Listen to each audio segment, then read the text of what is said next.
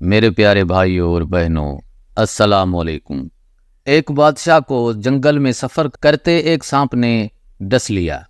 شاہی طبیب اپنی تمام تر کوششوں کے باوجود زہر کو جب بادشاہ کے جسم میں پھیلنے سے نہ روک پایا تو زاروں قطار رونے لگا۔ اتنے میں ایک درویش سا شخص وہاں آیا۔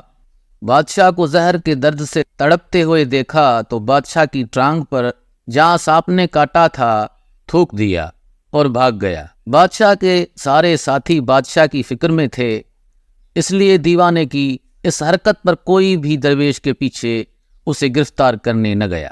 شاہی طبیب نے تھوک صاف کرنے کے لیے ایک رومال پکڑا اور بادشاہ کے زہر سے پیلی ہوتی ٹانگ پر سے تھوک صاف کرنے لگا، مگر پھر حیران ہوتے ہوئے رک گیا۔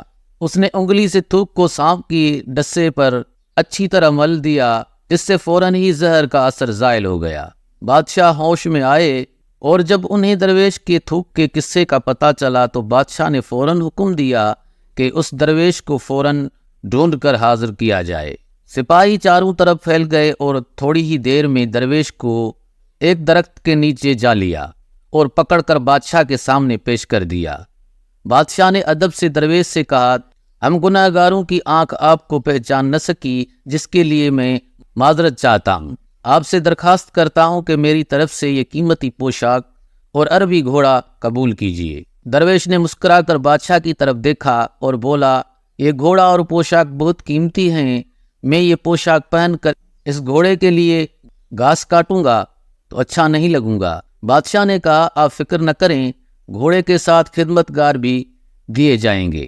درویش بولا، اتنی قیمتی پوشاک، قیمتی گھوڑے اور خادموں کے ساتھ میں رہوں گا کہاں؟